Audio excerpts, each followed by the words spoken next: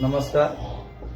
YouTube channel के Sunday classes पर मैं मुकेश सर आज फिर से उपस्थित हुए एक नए टॉपिक इस्लाम का उदय एवं विस्तार लेकर के, जिसमें हम देखेंगे इस्लाम धर्म कब अस्तित्व में आता है, इसका विस्तार कैसे होता है,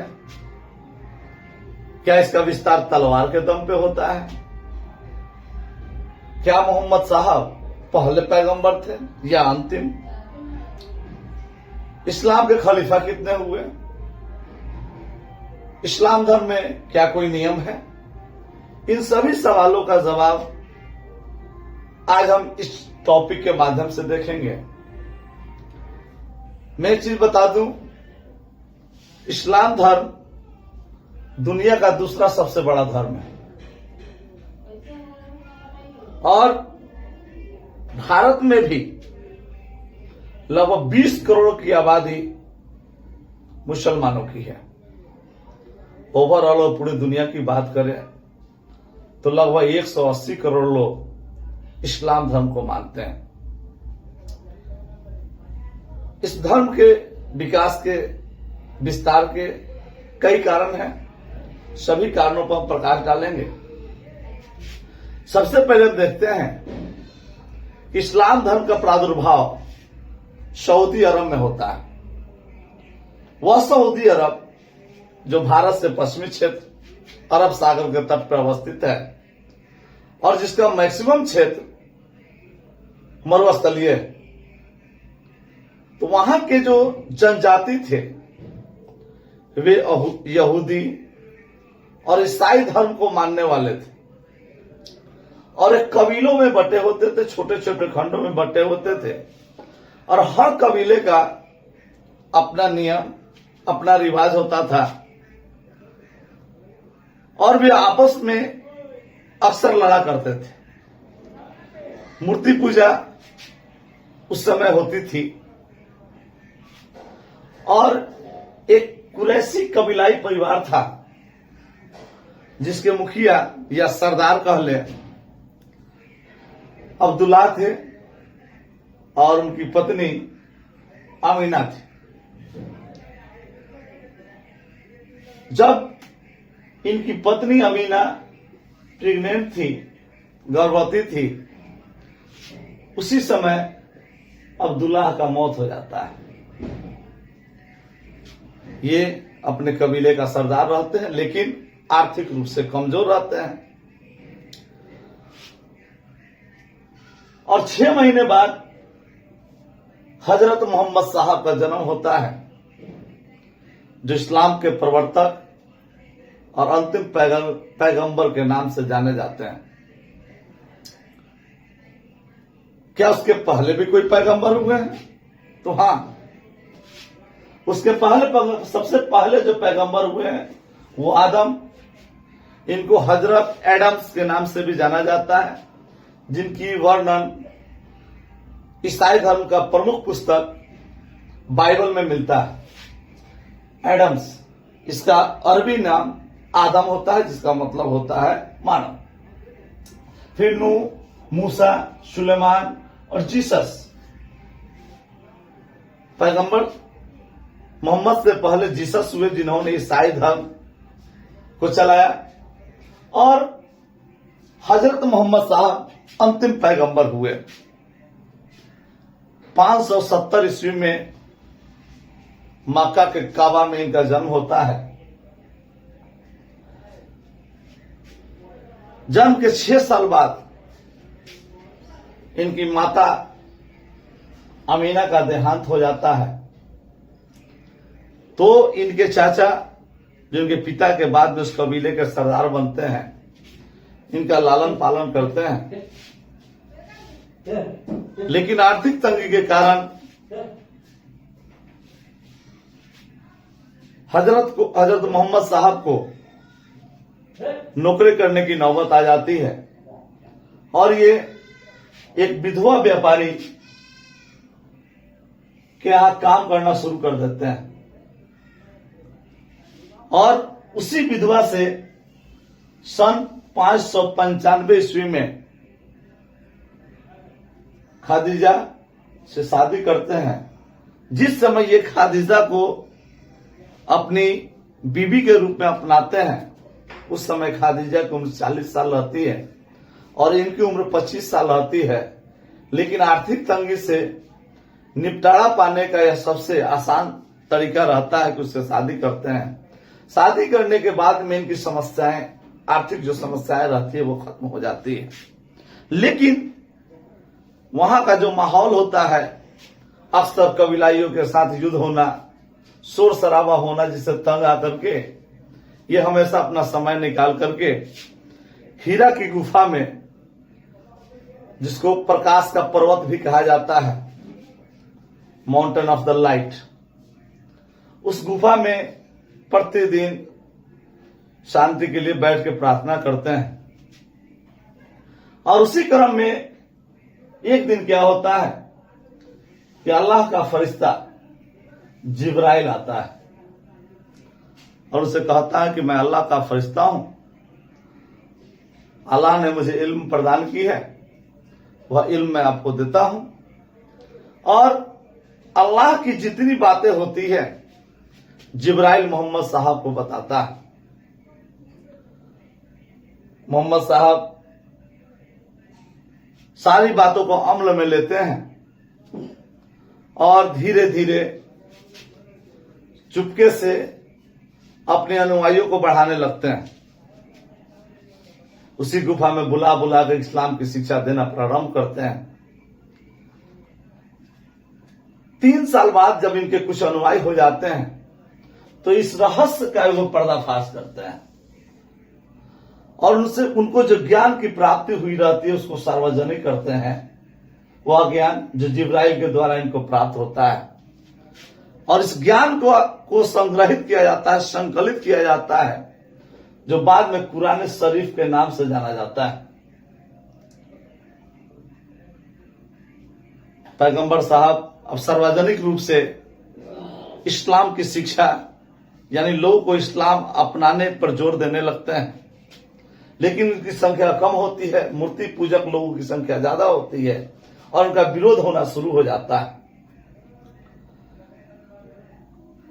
और 614 ईस्वी में जो लोग इस्लाम अपनाए रहते हैं इन 3-4 वर्षों में, उस पर वहां के कबीलाई लोग इन पर अत्याचार करने लगते हैं, इन पर हमला करने लगते हैं और इनकी भी जो अनुयायी होते हैं जवाबी कार्रवाई करते हैं। और लगभग 8 वर्षों तक, निरंतर 8 वर्षों तक मक्का में कबीलाइयों के बीच और इन पैगंबर के जो मुस्लिम सेना होते हैं उनके बीच लड़ाई होती है। और 8 वर्षों में बहुत सारा खून खराबा होता है, तलवारबाजी होती है, लोगों की निर्मम हत्याएं होती है। इसीलिए कहा जाता है कि इस्लाम का जो प्रादुर्भाव हुआ है वह तलवार के बल पे हुआ है। या तो तलवार से मैं कत्ल करूंगा, नहीं तो आप कुरान अपना लीजिए, ऐसा कहा जाता है, जिसका कोई प्रमाण नहीं। लेकिन हकीकत भी यही है कि 8 साल खून खराबा के बाद इस्लाम थोड़ा मजबूत होता है।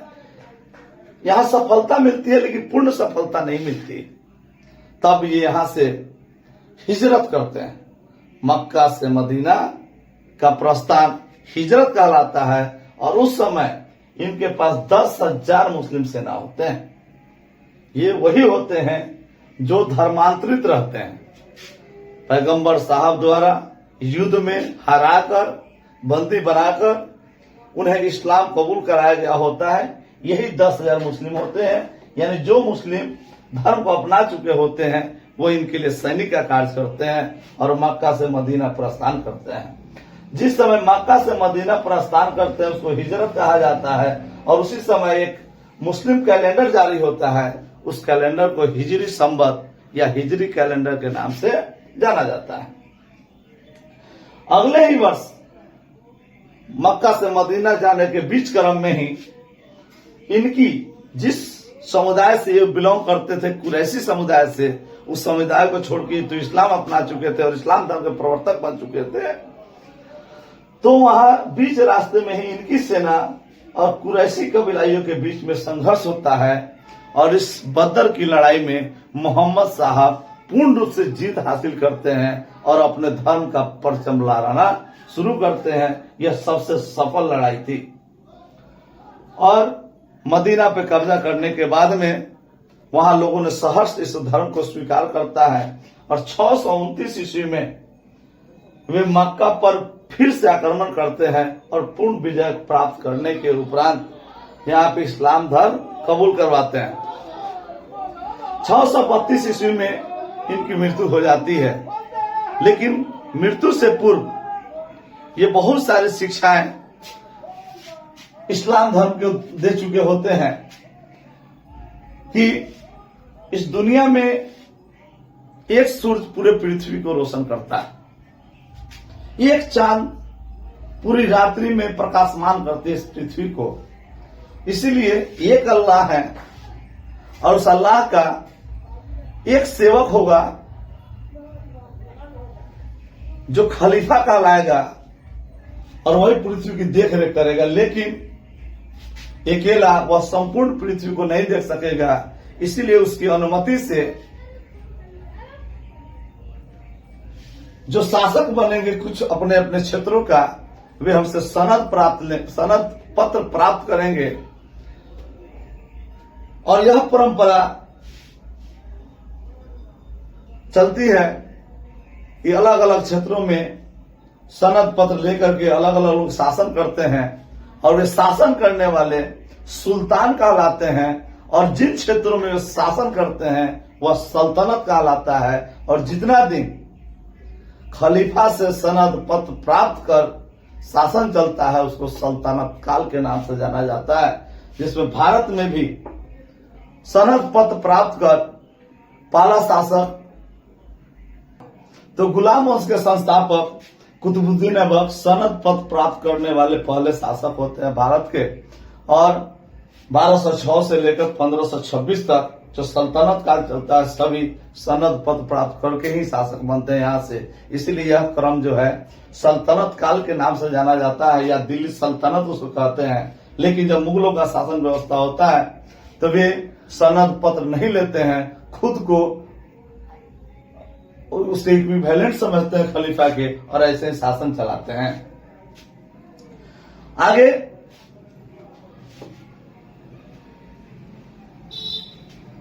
खलीफा जो पहले खलीफा बनते हैं वो इनके ससुर अबू बकर बनते हैं। अबू बकर इनकी दूसरी पत्नी के पिता होते हैं। फिर उमर, उस्मान और चौथा जो खलीफा बनता है वह अली बनता है, हजरत अली। हजरत अली और पहले जो होते हैं वह अबू बकर होते हैं।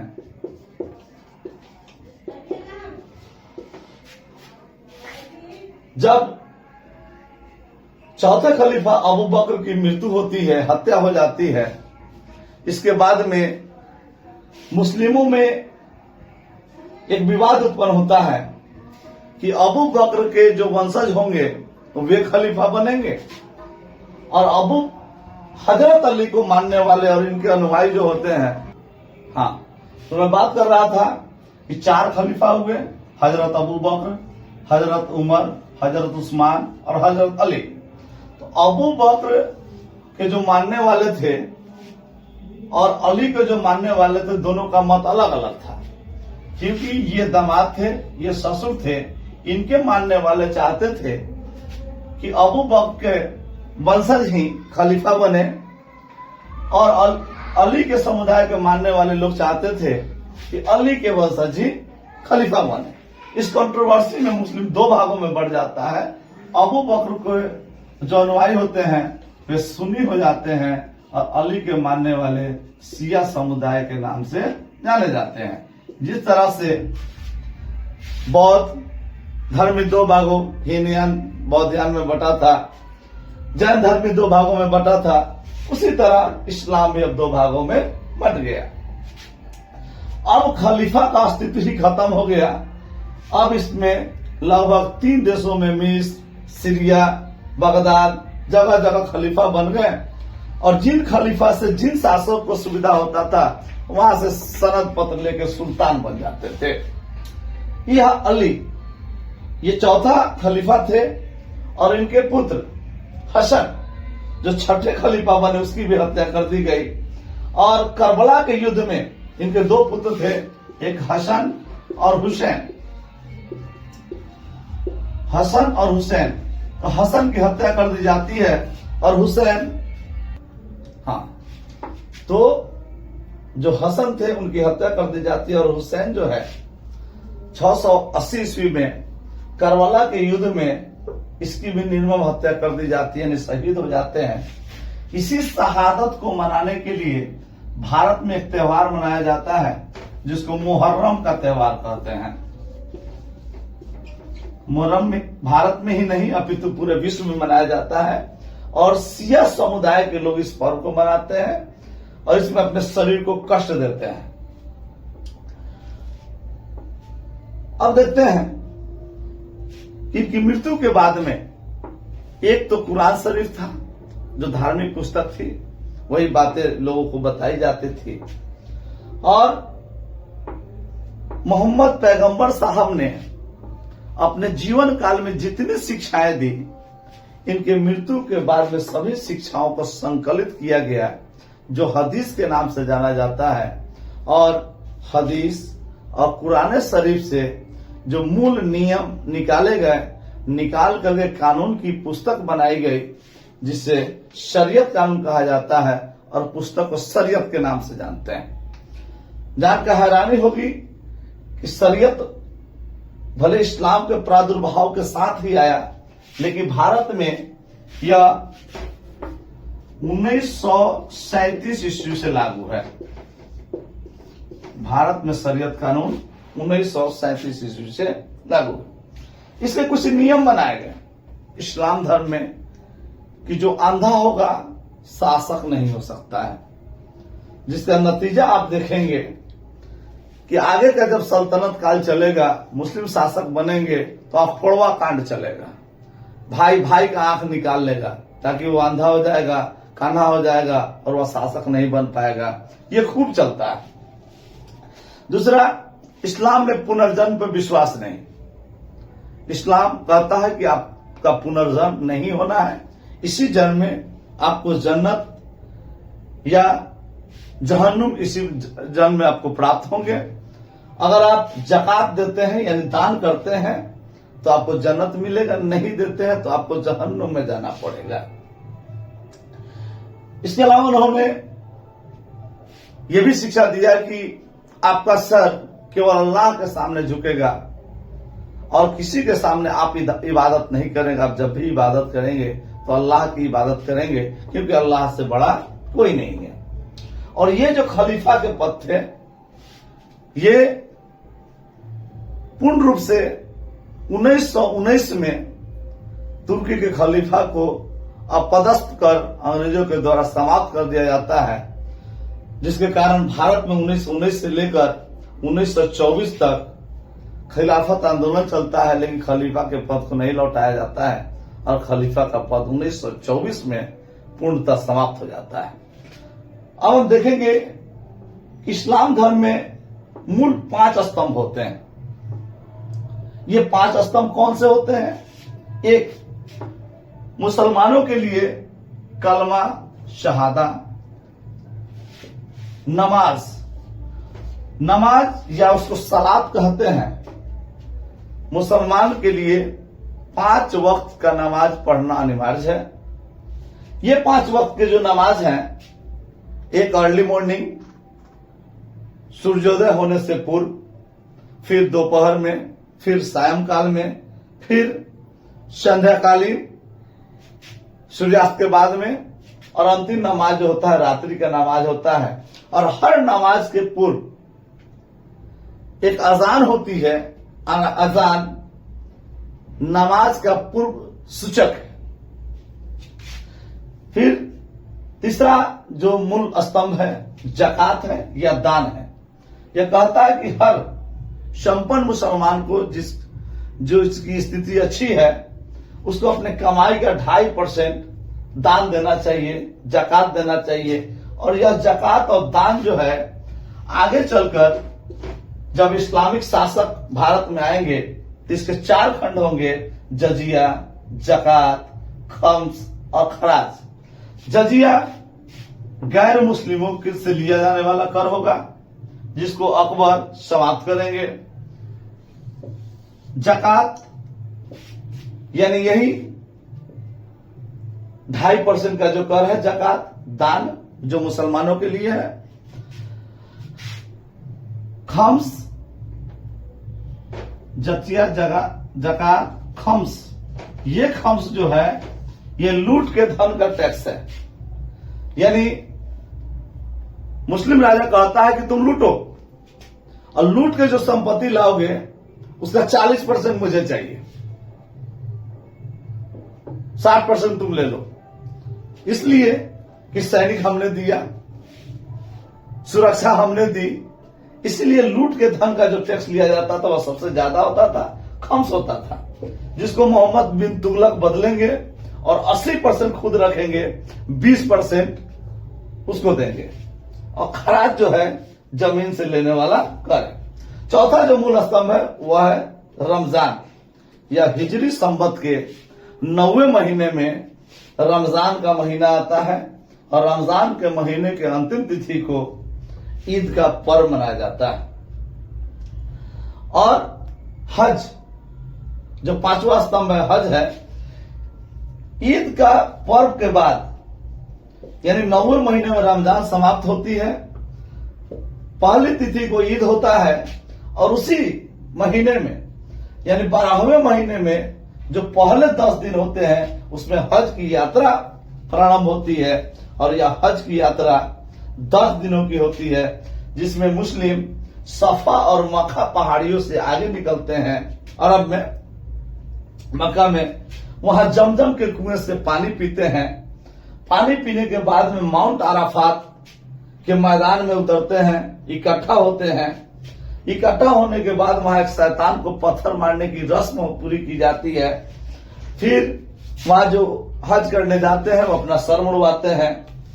पशु बलि का रस्म अदा किया जाता है और पशु बलि के रस्म के साथ ही 3 दिवसीय ईद उल अजहा, जिसको बकरीद कहते हैं, प्रारंभ हो जाती है। इसके अतिरिक्त इनमें मुहर्रम हमने देख लिया, मुहर्रम एक पर्व होता है। जो इनके यहाँ मूल पर्व होते हैं, एक मिलाद उल नबी होता है, जिसमें हम देखेंगे कि मोहम्मद साहब का जो जन्म होता था 12 रबी अव्वल, वो जन्म का दिन है। और संजोग की बात कि 12 रबी अव्वल को ही उनकी मृत्यु हुई थी और उस दिन मिलाद उल नबी का पर्व मनाया जाता है। फिर शब बारात, जिसमें पूर्वजों को याद करने की रात होती है। ईद, यानी कुल मिलाकर हमने ये देखा कि इस्लाम जो धर्म है वह नियमों से बंधा धर्म है, किताबों पे चलने वाले धर्म है।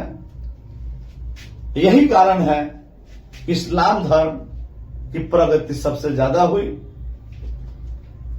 आज का यह वीडियो यही समाप्त होता है। अगर आपको यह वीडियो अच्छा लगे तो लाइक करें, शेयर करें और सब्सक्राइब करें और बेल आइकन को दबाना न भूलें। धन्यवाद।